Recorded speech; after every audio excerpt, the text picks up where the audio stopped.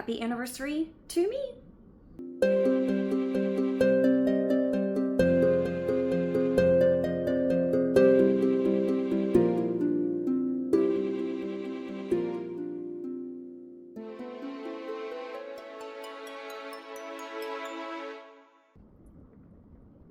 Yes, it has been 3 years since I started my BookTube channel.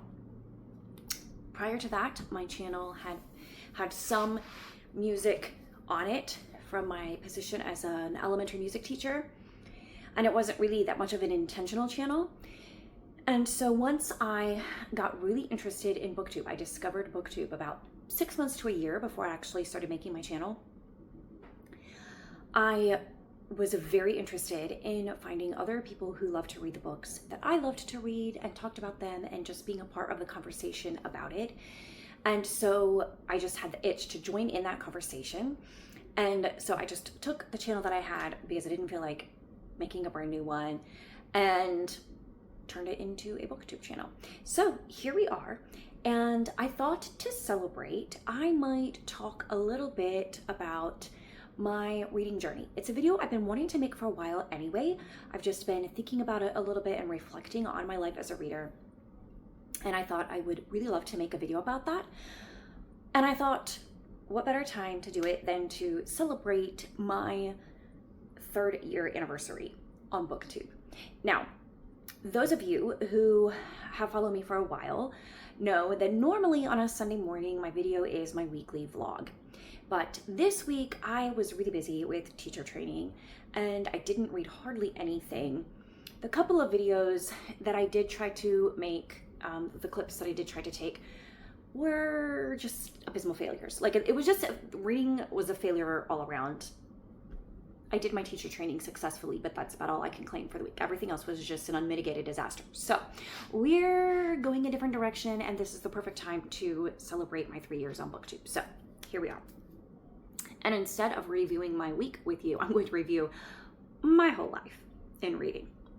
So to begin with, I don't remember a time when I was not an avid reader. In fact, my earliest memory was when I was 2 years old and I was in a stroller and my oldest sister was taking me and my siblings to the library. We were walking to the library.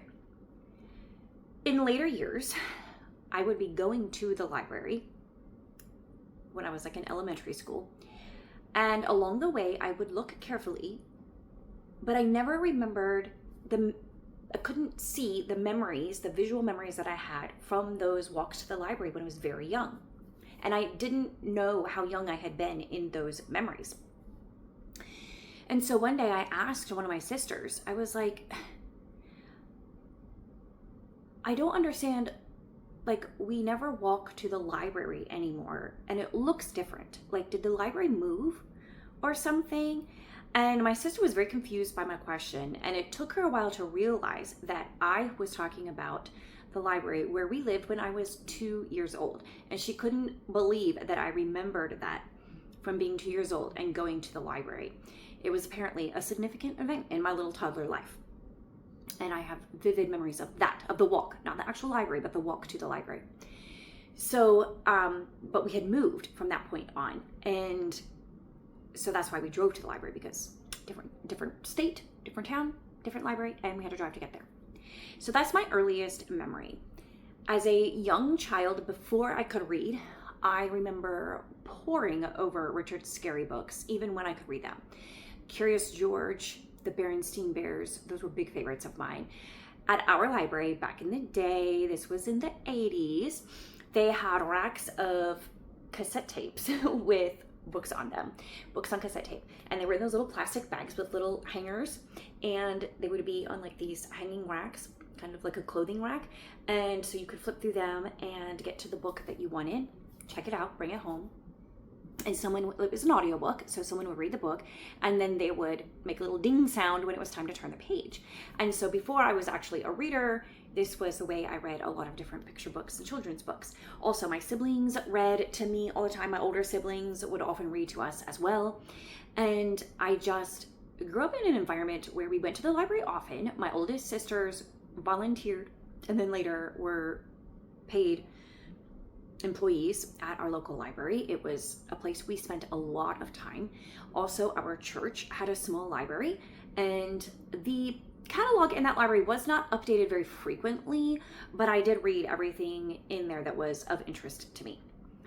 And also in our house, we had a decent sized library of books. We were homeschooled starting when I was in 4th grade. And so, we had a lot of books related to that. We also went to the library a lot to get books, to supplement our homeschooling. And my sisters also, once they had jobs and were making their own money and buying their own books, they also had libraries that I borrowed from frequently. And I would buy books that I could afford when I was young, like books at thrift stores and garage sales. I would definitely buy those with my little pennies and 50 cents or whatever, library sales. And also I would buy like at Walmart at the time. I don't know if you guys remember, they had like the Walmart Classics for Children series. They were like 2 for $1 or something. And they were just like little cheap paperback copies of books, classics for children. And so I had quite a few of those that I read. So from a very young age, I was just surrounded by a lot of books, and I read as many of them as I could. I read constantly. My mom was the first one who taught me how to read when I was around 4 years old. And by the time I went to kindergarten at the age of 5, I knew how to read long vowel words. So, like first you learn the short vowel words like cat and sat and met, that sort of thing. And then you put the silent E on the end and you have the long vowel, like cake or bake. And so I was up to that level before I ever went to kindergarten. So I could read those things already. So I very quickly grasped to the concept of reading. And once I did, I just started reading everything. And as an elementary student at that age, I remember reading, for example, the Mandy series, the mystery series. It was a Christian fiction series for like middle grade. It was all detective stories and mystery stories. Mandy was part Cherokee, which seemed very exotic to me, and I love that. And I loved her. I loved her as a character and her friendships.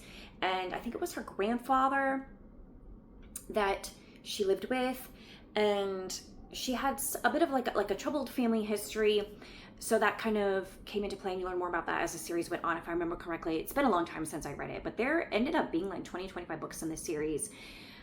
The author was still writing them kind of when my interest began to wane in that level of reading. So I don't know that I've read the last few, but I read most of the series. Along the same lines, I read the American Girl series, loved all of them. Samantha was a favorite, but I loved Molly and I loved Kirsten. I identified a lot with Kirsten because she had a Swedish background and lived, I think, in Minnesota, whereas I have a Finnish background, and my mom came from the Upper Peninsula of Michigan, but there was a lot of similarity to my mom's childhood and her stories and Kirsten's stories. So I identified most with her as an American Girl. And I remember that Felicity was the last series that I read of the American Girls before, again, my interest kind of waned and I grew out of that level of reading. I also read everything that I could find by Beverly Cleary. I really enjoyed the humor in her stories. I remember just reading them on my bed and laughing hilariously because I thought it was so funny. And all kinds of other books I remember reading. My mom was pretty particular about what we read, and I knew that, but here's the thing. I don't think my mom ever sat us down and gave us a lecture on what we should and shouldn't read, what we should look for in books and what we shouldn't look for. It's just that I knew, like, we just had this culture in our family, and I knew what would be acceptable reading and what would not. I knew, for example, that in our house, we did not cuss ever. My mom, in particular, disliked any sort of vulgar or profane speech at all. Like, I mean, in our house, the S word was stupid, and you just didn't say stupid. And also, to my mom, fart was and is a 4-letter word that is right up there with the F-bomb, and so you didn't say it in front of my mom, ever. Like, still, just don't do it, okay? Just warning you. Anyway, so I obviously knew that if I wasn't allowed to use those words, then I certainly couldn't read them either. So I knew to avoid books like that. And I knew, there were other things that I just, like, it was just clear in our family, like, what was wrong, what was good, and what was right. And I just knew to read books like that. And the only time I remember having a conversation at all with my mom about this subject was I had been reading a series, a contemporary series written for, it's kind of like young adult, but very young adult, middle-aged young adult. And I was probably a preteen at the time. And it was targeted toward that age, preteen. So I guess that's middle grade. But anyway, the girls in the story, I think, were a little bit older than that. They were like 12, 13, 14 years old.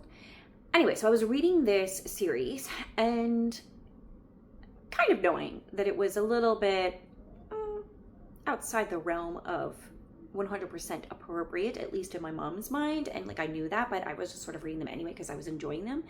And I remember my mom, she read one of them herself. She didn't come and talk to me until she had read it herself. She read it, and then, because she was a little bit suspicious of it, and so she read it herself, and then she had a little conversation with me, and she was like, listen, these books, like, the girls in these stories, they just have really bad attitudes. They're disrespectful to their parents. They don't treat each other with respect, and it's not portrayed as being wrong in these books. And I feel like it's starting to affect your attitude as well, and the way that you're talking to me and to your siblings and to other people. So I really think that these books are not benefiting you and your growth as a person. So I really don't think that you should be reading them. And there was no, like, stop reading these or you'll get punished. I mean, it's entirely possible that if I didn't stop reading them, I would have been punished. I don't know. But I didn't push that envelope. I wasn't that kind of girl. So I never read any more of them, and I haven't since, and honestly have no desire to, because now looking back, I feel like they're really cheap and shallow books that aren't probably worth the time. So I just knew, by and large, without having to have, like, my mom never censored our reading. Even in that situation, I don't consider that censoring. I consider her, giving me wise advice to help shape my reading choices, to point out to me how books can affect my thinking and my maturity and my attitude, and just to be aware of that and to choose books carefully for myself. And I think it was a great gift that my mom gave me, and I'm not sure that even that I have been able to do that with my kids very well, as effectively as my mom did. And also, I think a lot of modern parents, with all the things that are out there in the world culturally speaking, I think it's very difficult to find that line between just saying no, like making rules, like don't read this, don't read that, and helping shape your children's reading interests, what they love to read and what they want to read. So I feel like, intentionally or not, my mom was really successful in that. Not that I ever read anything that I shouldn't have read, because I definitely did.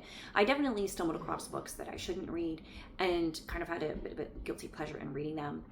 But I was always felt guilty afterwards, and it was always like, yeah, that's not ideal for me. It's not ideal for my character, my growth as a person. So those instances were fewer and farther between. Anyway, so that was my elementary years. And moving on to, let's say, preteen years, I all along the way, like as a late elementary student, I will also say that I loved, in addition to like the series and the authors I've already mentioned, and I'm sure there were many others that I couldn't tell you their names now, but I read them. I read voraciously. I read all kinds of stuff.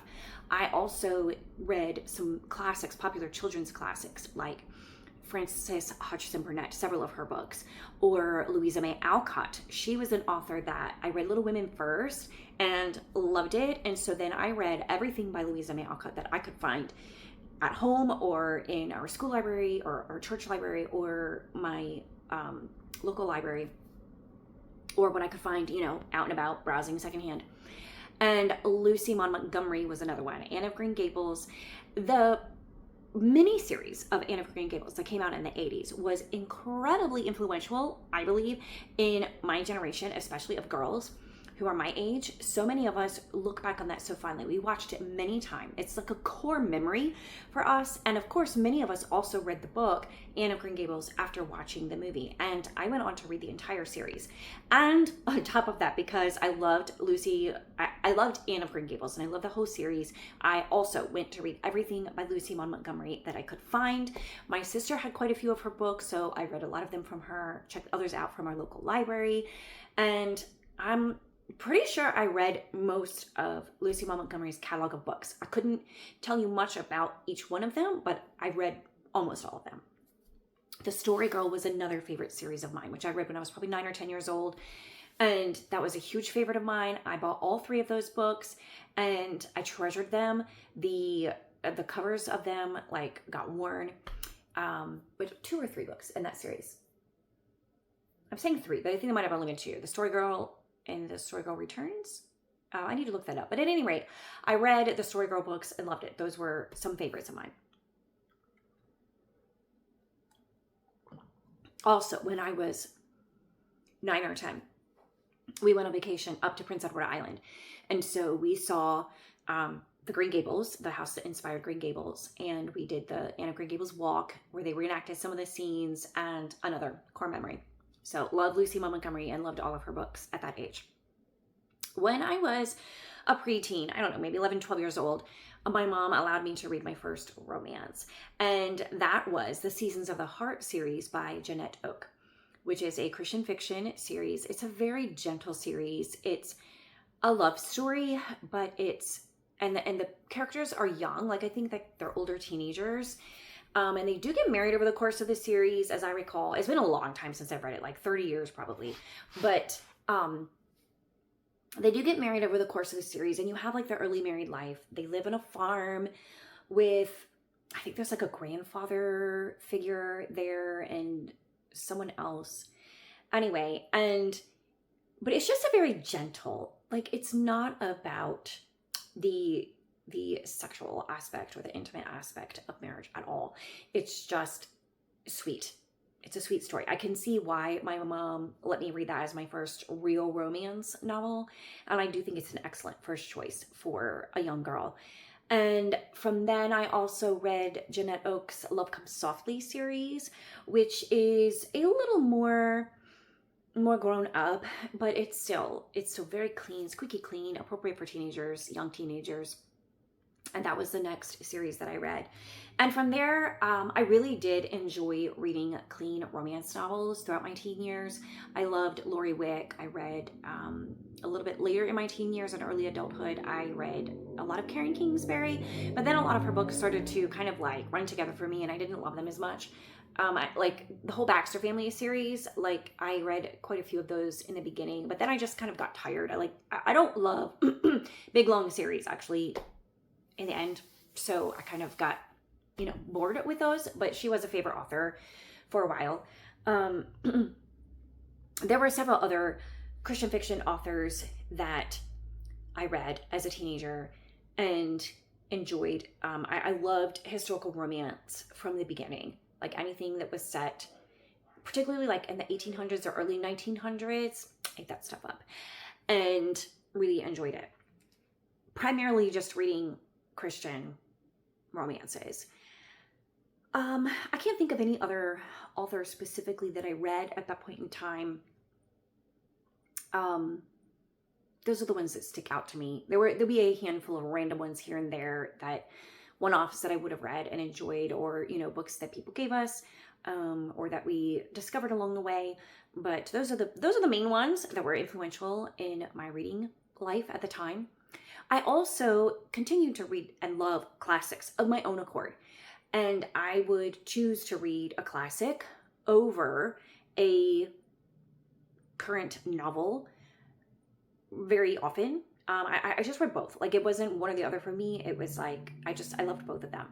In particular, when I was 15 years old, we moved to Russia. My dad was a missionary there for 5 years, and I could not access current clean and Christian fiction readily because it just wasn't for sale there, obviously. There were a couple of English language bookstores, but what they had was classics. So again, I read a ton of classics. in my later teenage years. And that was pretty much my steady diet, mostly because I couldn't access anything else. The books that I could get were either from my sister, because she lived in Russia with us, but she had a job like at a law firm, like an American law firm. And so she could afford to order books. And then I think that they were like even sent to her job. So it was easier for her to get books. So she would get them and then we would all read them. And sometimes our friends would send us books as well. And on the very rare occasion, we might order something and have it sent to us, but that was pretty rare. So anyway, I didn't have a lot of access to current Christian fiction novels. The internet was just starting to be a thing.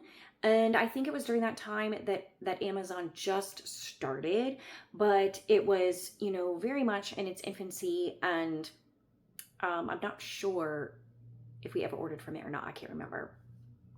But at any rate, we didn't have access to a lot of current English books. So we read what was available to us. And for me, that was a lot of classics. Oh, Kindle wasn't a thing yet.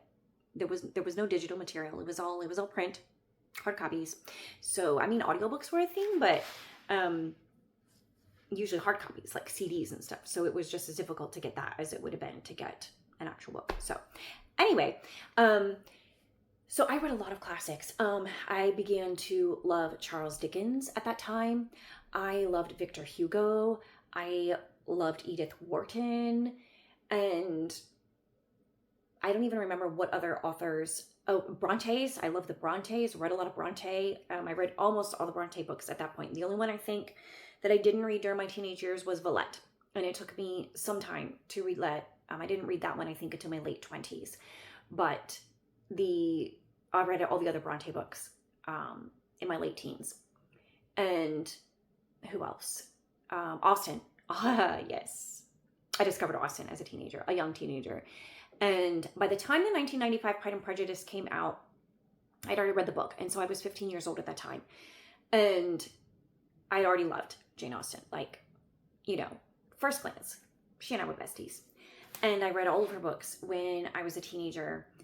I think the last one I read was Persuasion. And I may have read that as a very young adult, like in my early 20s. But then I just started reading them all over again because I love them so much. So then when I was in my early 20s and was living back in the States as a single person, living with my sisters initially, as a single person, I lived with my sisters. And again, I continued reading a lot of Christian fiction, but at this point in time, it was readily accessible to me. I had my own income and I could purchase a book whenever I wanted to. There were bookstores in my area. There were, at that time, Christian bookstores. This was 20 years ago. And Christian bookstores were much more prevalent in my area. And so I did, and also there was a library where I could check out books. So I continued to read a lot of Christian fiction. I think it was probably during that time that I discovered Francine Rivers and read a lot of her works and enjoyed them. Not everything. I probably read, like I know I read the Mark of the Lion series then. I read Redeeming Love, and I read Leota's Garden and one or two other books by her during that time in my early 20s. And I don't even know what other authors I picked up at that point in time that I read and really loved, besides the ones I've already mentioned. But Francine Rivers sticks out as, I really, really, really loved, what's the one that she wrote? It's the one that's set kind of like in a rural area, like maybe Appalachian. And there's a young girl and there's like a tragic family history there. And The Last Sin Eater, that's the one. The Last Sin Eater. I loved that one. Such a good book by Francine Rivers. And I think that may have been the first book I read by her that just got me on a track of reading a lot of her books. And in my late teens, early 20s, I read Christie by Catherine Marshall for the first time. And that was a hugely influential book in my life. And for a while there, I reread it annually. And I loved that one a lot. I tried to read some other books by Catherine Marshall, but none of them had that same oomph that Christie did for me. So I never really developed an interest in Catherine Marshall beyond Christie, but I love that one so much. And I also continue to read classics, probably not at the same rate as I had when I was a young teenager, and that was like all that was available to me. When I had all of this other Christian and clean fiction available to me, I started to read that more. And I did not read probably as many classics during that time as I had before, but I continued with Austen and Dickens and Bronte as, being some faithful favorites of mine. Then I got married in my mid-20s when I was 25, almost 26, and I continued very much with the same habits. And then when I had my kids, when I was like 27, 28 years old, then there was a little bit of a different pattern. Like, I think that I started to read a little bit more seriously. I started to go back to the classics again. I got a lot more interested in branching out in reading classic literature. And so I would, but I didn't have a lot of money. When my kids were born, my husband and I were trying to live off of his income, which wasn't very high. We were living in an apartment and we just had very little spare money. So whatever I could buy used, like at a thrift store or something, that's what I would buy. So again, there was probably an element of classics being something that was available to me because it was more readily available at a thrift store than maybe some of the Christian fiction authors I was looking for, and I couldn't afford new books. So I probably read a lot more classics for that reason. But also I think I had by that point a more serious turn of mind. I had by that point spent 5 or 6 years working at a classical Christian school, and even though when my children were infants I wasn't actually working anymore, I still had that mentality, that educator's mentality of and that desire to read more great books, as they were called. So I started to really dig more into the classics and read more of them. And it was at that point that I started to desire to read them with more understanding, not just as a book to enjoy, which up until that point in time in my life, before I had kids, I read for pure enjoyment, and that was it. I didn't care about what the book was really telling me. Of course, my mom had made it clear that books have a way of shaping you and shaping your desires and shaping your attitudes, but I didn't really choose books for that. I didn't choose books knowing, the sort of themes that it had. I didn't choose books on that basis, and I didn't really think too much about that when I was reading. I just, was aware of if there was like a negative aspect of that, but I didn't pay attention otherwise to what the book was saying. Now, obviously, the books are shaping you whether you acknowledge it or not, but I wasn't thinking of them in that way. And I wasn't trying to read anything closely. I wasn't trying to identify metaphors. I wasn't trying to I just wasn't reading closely. I was reading for pure enjoyment. That's it. I wasn't really intellectually engaged in what I was reading at all. It was simply a matter of, am I enjoying this book or am I not? And that was the end of it. And when it came to classics, even if I wasn't fully enjoying it, I would read it all the way to the end, knowing that it's a classic. It has something important to say, so I want to read it. But I didn't always get much out of it when I was reading it. A little bit later on, I finally read Wuthering Heights. That was actually the last Bronte I read, actually, now that I remember. And that was a little bit later on, in my late 20s probably, maybe even early 30s. And I hated it. And I haven't tried to reread it. So, yeah, I don't know. Like, I understand now better than I did then the value in Wuthering Heights and more about what the author was trying to say, what Emily was, doing there. But at the same time, I haven't felt any desire to return to it. But probably I should. Anyway, so at this time in life, I was just starting to want to read it better and to read more closely, but feeling like I didn't quite have the tools. But trying, and reading what classics I could find and what was available to me. And then when my kids were a little bit older and I returned to teaching in a school, that desire was even more intensified. And I learned a lot more just by hanging out with my colleagues and by attending the training that we attended and just learning a lot and growing myself as a person. And I branched out in authors that interested me, and I also strengthened my understanding of what to look for in a book, and I gained an even deeper appreciation of classic literature. And also during that time, there was a little bit of there was a little bit of a rocky period that I went through trying to figure out who I was as a reader. Like I'd said, most of my life I read a lot of Christian fiction and I read a lot of classic literature. Those were two constants in my life. And then in my 30s, I began to interact and mix with people in real life and online who kind of saw those two things as very separate and very different and exclusive of each other. And in their minds, someone who read Christian fiction was not someone who was intellectually capable of enjoying classic and true literature or literary fiction. And also, someone who truly appreciated classic literature and literary fiction could not also appreciate Christian fiction. And so I went through a little bit of a crisis through my mid and late 30s, trying to identify who I was as a reader, because all up until that point, as I've said, those were two constants in my life that I read all the time. In my 30s, I started to identify more and more literary fiction and or secular genre authors who wrote clean fiction that didn't have cussing and profanity all through it, whose books had strong topics and themes that resonated with me, and who did not have smut and spice in their books. So I was discovering more and more throughout my 30s of books that were not strictly Christian and enjoying them. Like Kate Morton was an author that I discovered during that time, and I liked her books. And there's, a handful of others that I found and enjoyed and liked to read at that time.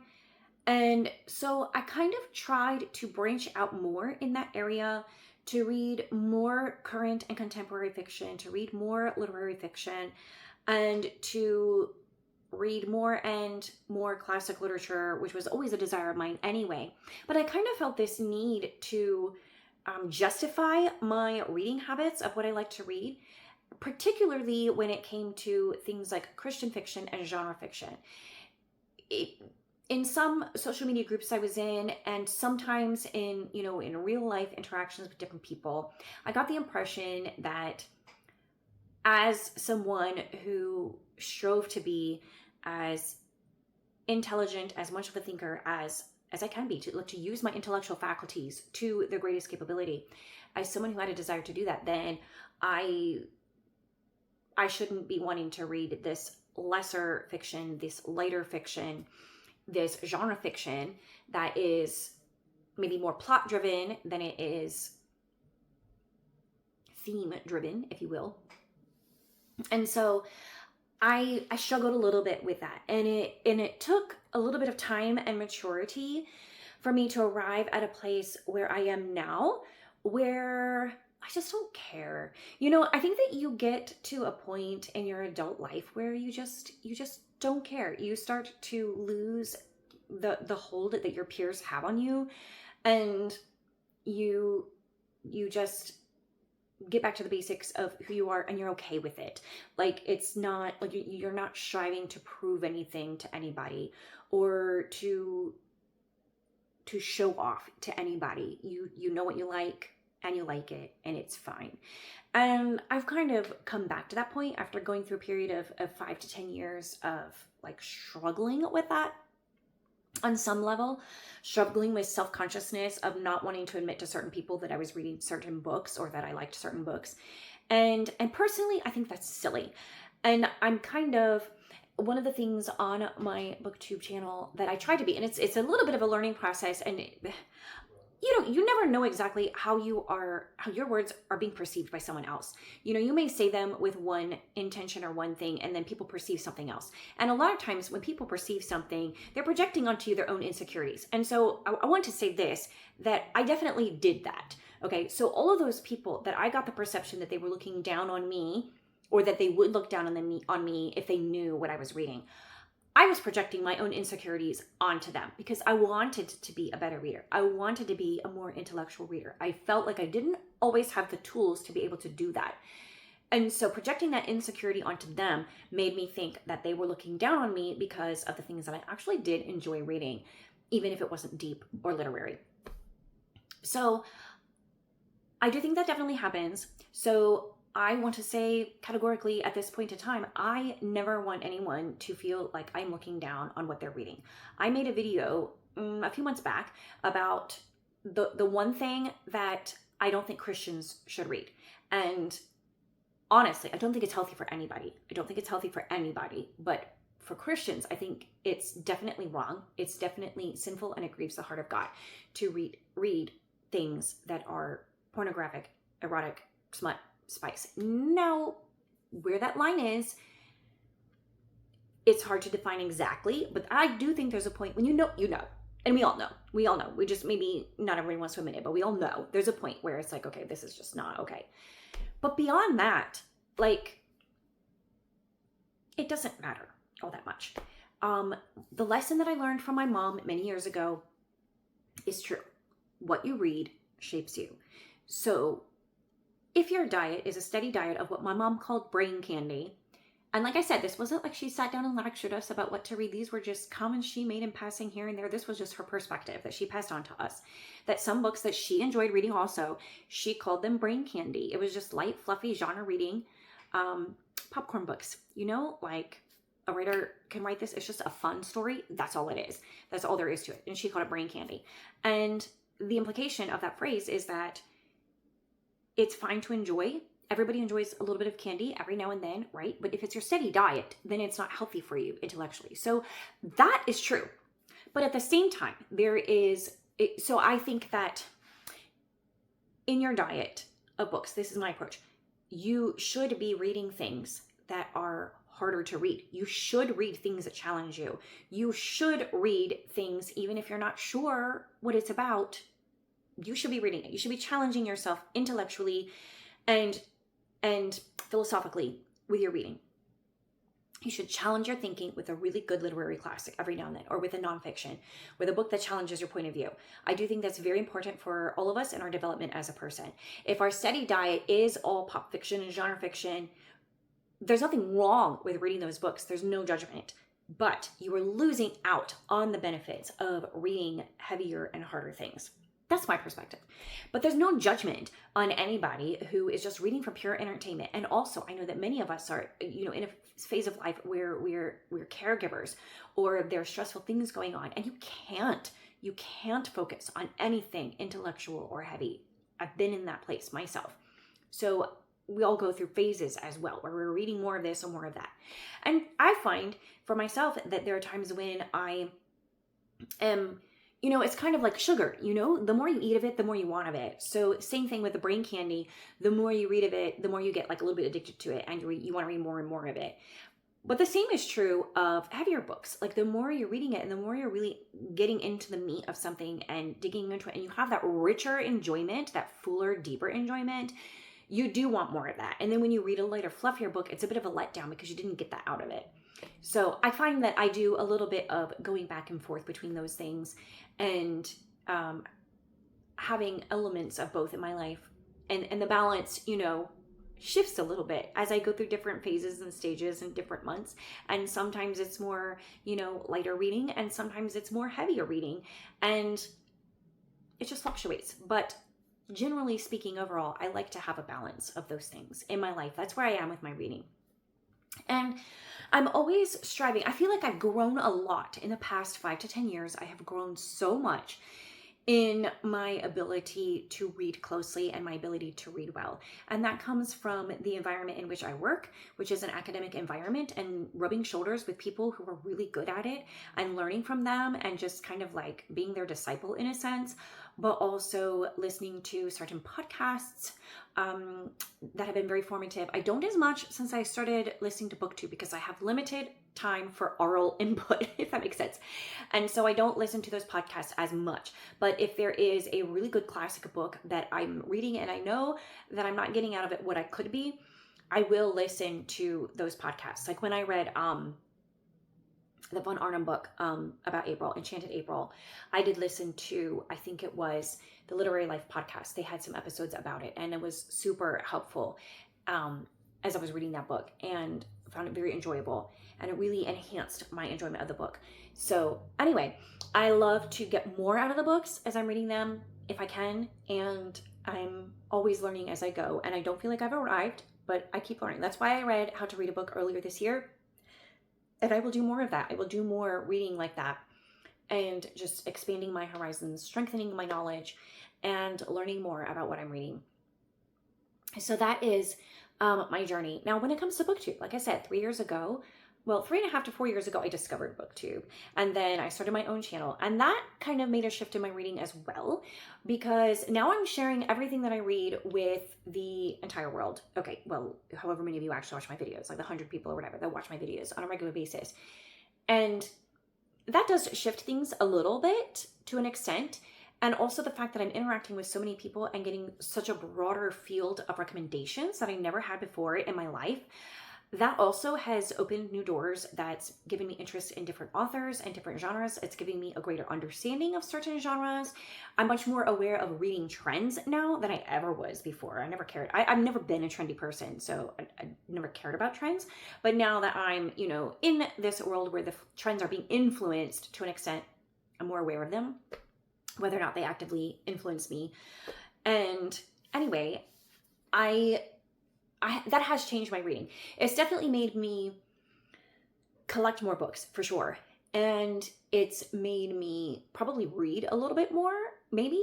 When I started, I got a Goodreads account, when Goodreads first started years ago. But I didn't track everything I read for a long time. But as long as I have been tracking how many books I've read in a year, it's been between 75 and 115. It's always been in that range, give or take, depending on what's going on in my life.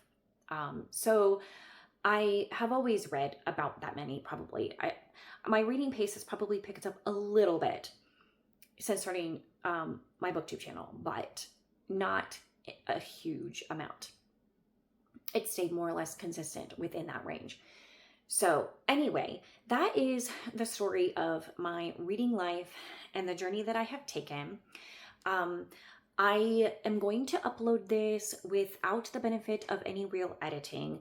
So I apologize for any extra ums or pauses or thought breaks in this video. But I really want this to be a two-way conversation or a multi-way conversation. I don't want it to be one-sided, all about me. Please tell me in the comments your reading life. What is your earliest memory of reading? What are the books that you loved from a young age? Have you observed any shifting trends in your own reading life? Or have you been pretty consistent like me with the choices of books that you've loved to read since you were young?